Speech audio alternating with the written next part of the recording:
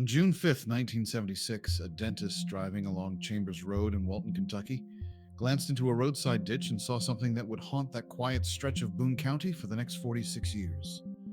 The body of a girl. 16 years old. She had been beaten, strangled, and sexually assaulted, then left in a ditch like she was nothing.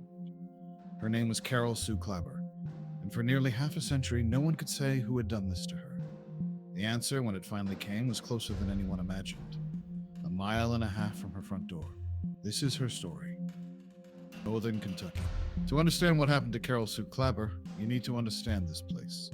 The northern tip of the Commonwealth of Kentucky sits directly across the Ohio River from Cincinnati, Ohio. The river curves through the landscape in a great bend, 42 miles along Boone County alone, separating Kentucky from Ohio the way a scar separates one life from another. In 1976, the area was caught between two identities.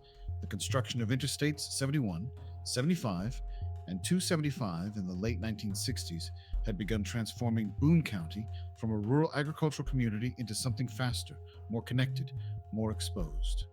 But in the mid-70s, much of the landscape still held its older shape. Farmland stretched between small towns.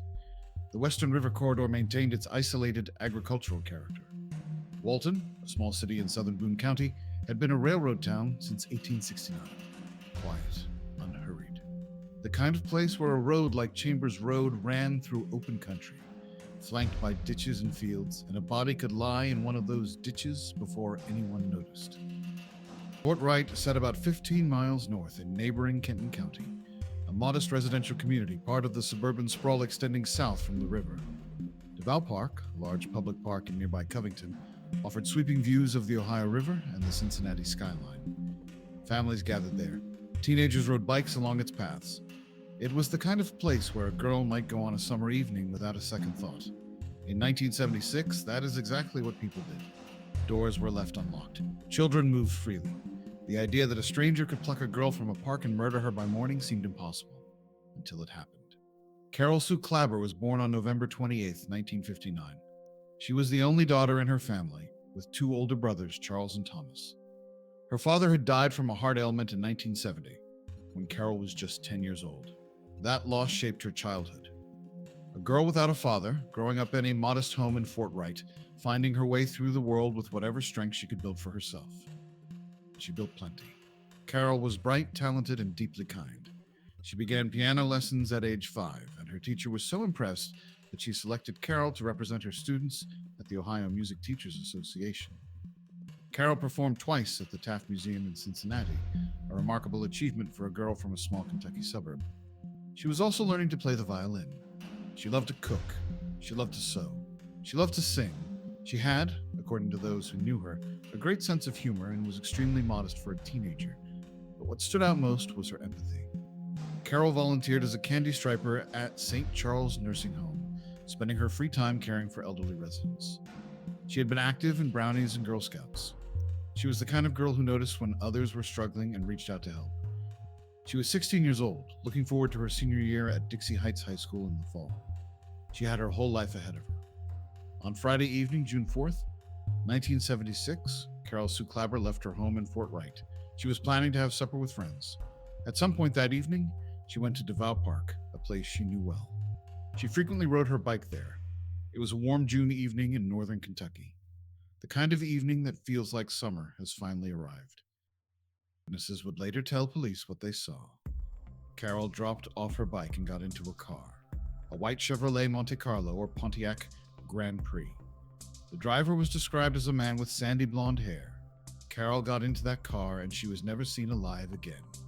The next day, Saturday, June 5th, her body was found. A dentist driving along Chambers Road in Walton, roughly 15 to 20 miles south of where Carol had last been seen, spotted her in a roadside ditch. She had been transported from the urban suburbs of Kenton County to the rural outskirts of Boone County to a stretch of road where no one would be looking for a missing girl. Her older brother was called to the scene to identify her body. Detective Coy Cox, who would work the case decades later, called this the most difficult thing in the entire case. A 21-year-old man standing over the body of his 16-year-old sister, confirming what no family should ever have to confirm. The medical examiner's findings were devastating. Carol Sue Klaber had been sexually assaulted. She had been strangled with her own heavy chain necklace, and she had been struck 7 times in the head with an object resembling a jack handle or tire iron. The cause of death was blunt force trauma. She was 16 years old. She had volunteered at nursing homes and played piano at the Taft Museum, and someone had beaten her to death and thrown her in a ditch. DNA evidence and fingerprints were recovered from the crime scene. In 1976, the technology to analyze DNA did not exist. The evidence was preserved. It would wait. Kentucky State Police responded and launched a full murder investigation. Detective Jerry Keith was assigned the case, and by all accounts, he worked it with dedication. A composite sketch of the suspect was developed based on witness descriptions. The sketch showed a man with sandy blonde or reddish hair. On June 7, 1976, the Kentucky Post newspaper published a description of the suspect and his vehicle, a white Chevrolet or Pontiac, a man with sandy blonde hair. The sketch and the description went out to the public, but no arrest followed. The weeks turned to months. The months turned to years. Detective Keith worked the case for nearly a decade before it finally, inevitably, went cold. Not because anyone stopped caring, but because the evidence, as it existed in that era, simply could not point to a name. The file went into a box. The box went onto a shelf, and the years accumulated. There is something you need to know about what was happening just 1.5 miles from Carol Klaber's home at the time of her murder. A 19-year-old man named Thomas William Dunaway lived in Park Hills, Kentucky, right next to Fort Wright. He lived approximately half a mile from Devou Park, the park where Carol rode her bike. He owned a 1973 Chevrolet Monte Carlo, a white car that matched the description witnesses gave of the vehicle Carol was seen entering.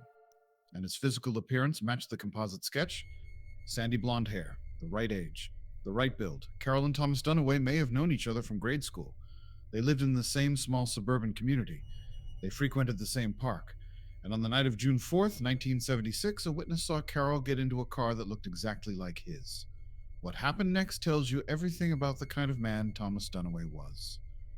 On June 7th, 1976, the Kentucky Post published the suspect description and vehicle details.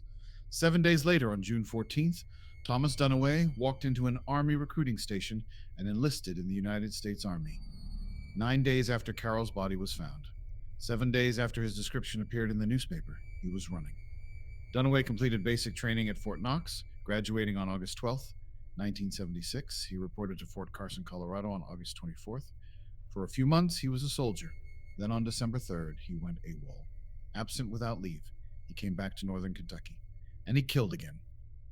On December 17th, 1976, Thomas Dunaway shot Ronnie Townsend, a 19-year-old man, multiple times.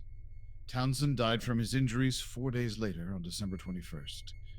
Dunaway was arrested days after that, not initially for the murder, but on charges of arson for burning a car and possession of an illegal firearm, a sawed-off shotgun. He later confessed to killing Townsend, pleaded guilty, and was sentenced to life in prison. In the span of 6 months in 1976, Thomas Dunaway had sexually assaulted and murdered a 16-year-old girl, fled into the military, gone AWOL, murdered a 19-year-old man, committed arson, and been found with a sawed-off shotgun. A one-man crime wave, a predator accelerating toward destruction. But here is what the system did with him. Despite a life sentence for the Townsend murder, Thomas Dunaway was released from prison after serving only 7.5 years. By approximately 1984, he was a free man. He went on to develop what Major Philip Ridgell later described as an extensive and violent criminal history. He died in 1990 at the age of 33, and no one ever connected him to Carol Sue Klaber, not once in 46 years. The case lay dormant for decades. Carol's mother lived with the weight of an unsolved murder for the rest of her life. She passed away approximately 5 weeks before the Boone County Sheriff's Office announced in 2017 that they would be reopening the case. She died without ever knowing who killed her daughter. Carol's father had already been dead for 6 years before the murder even happened. Of Carol's immediate family, only her brothers remained to carry the burden. In 2017, the Boone County Sheriff's Office established a cold case unit. Detectives Coy Cox and Tim Adams were assigned. They adopted the Klaber case and began the painstaking process of re-examining every piece of evidence, every lead, every dead end from the original investigation. They consulted with the original detective, Jerry Keith, reviewing what he had done and what he had found. Cox and Adams identified their first potential suspect, a man who had stolen a vehicle matching the description, a white Chevrolet or Pontiac in northern Indiana. This man cooperated fully with the investigation. His DNA was compared to the evidence from 1976. It did not match. He was eliminated. Then they found a second lead. While investigating related cases, the detectives identified Michael Dean Tate through a fingerprint found on a victim's car from an October 1978 rape in a nearby community. Tate confessed to that rape, but when asked about Carol Sue Klaber, he denied any involvement. His DNA was compared to the crime scene evidence. It did not match. Another dead end. Cox and Adams were back to square one. 2 suspects identified, 2 suspects eliminated. The DNA from 1976 was still sitting there, still holding its secret, still waiting for the right question to be asked of it. In September of 2022, Detectives Cox and Adams secured approval to submit the preserved evidence to Othram Incorporated, a laboratory in Houston, Texas, that specializes in forensic genetic genealogy. Funding for the testing was provided by Season of Justice and the Kentucky State Police Central Forensic Center. Othram scientists used a process called forensic-grade genome sequencing to build a comprehensive DNA profile from the decades-old evidence. Then their in-house genealogy team used that profile to search public genealogy databases, where ordinary citizens had voluntarily submitted their DNA for ancestry research. The system identified partial matches with distant relatives of the unknown suspect. From there, genealogists built family trees working through generations, narrowing the field. On January 23, 2023, Othram's genealogy team contacted the Boone County Sheriff's Office. They had a name, Thomas W. Dunaway, originally of Park Hills, Kentucky. 19 years old in 1976, dead since 1990. But a name was not enough.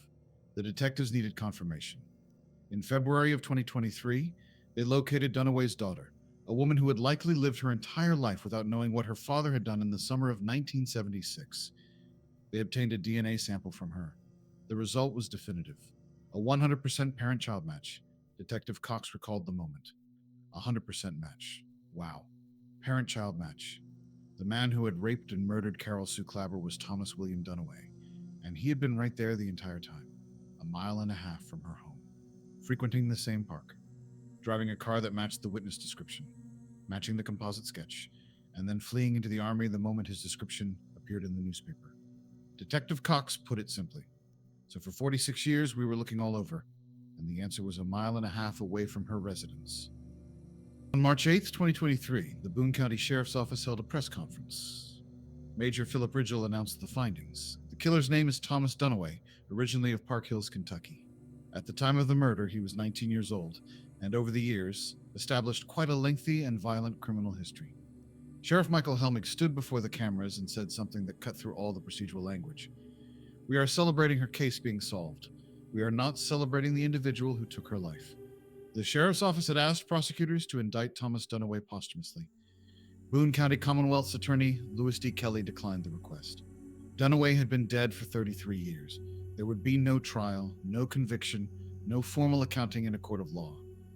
But Kelly made his position clear. If Thomas Dunaway were still alive, I believe there now exists sufficient evidence to prove that he murdered Carol Sue Klaber beyond a reasonable doubt. Detective Cox obtained a court order to exhume Dunaway's body. His DNA was collected and entered into CODIS, the FBI's national DNA database, to be compared against evidence from other unsolved crimes across the country. The question that lingered was whether Carol Sue Klaber was the only victim, or whether there were others. At the press conference, Detective Cox broke down as he described the moment he told Carol's older brother that the killer had finally been identified. When we sat and told him we knew who the killer was, and then we shared with him who the killer was, you could physically just see his body just kind of relax. And he said, "I already feel so much closure." Cox added, through tears, he had the most difficult thing to do in this whole case. He identified his sister. That brother had been 21 years old in 1976. He had stood over the body of his baby sister in a ditch on Chambers Road and confirmed that it was her. And then he waited for 46 years, while the answer sat 1.5 miles away. Carol Sue Klaber was born on November 28, 1959. She played piano at the Taft Museum. She volunteered at nursing homes. She was learning violin. She had a great sense of humor, and a deep empathy for people less fortunate than herself. She was looking forward to her senior year at Dixie Heights High School. She was 16 years old, and on a June evening in 1976, she got into a car in Devou Park with a man who lived down the road, and she never came home. For 46 years, the DNA waited. The evidence sat in a box, preserved but unreadable, holding the name of her killer in a language that science had not yet learned to speak. And then, finally, the language caught up, and the name was spoken. And a brother who had carried the worst kind of weight for nearly half a century could finally, at last, let go. If you or someone you know has information about an unsolved crime, please contact your local law enforcement agency. Tips can make the difference between a case going cold and a family finding closure. Thank you for watching. If this story moved you, please consider subscribing to this channel and sharing this video with others. These cases deserve to be remembered, and the victims deserve to have their stories told.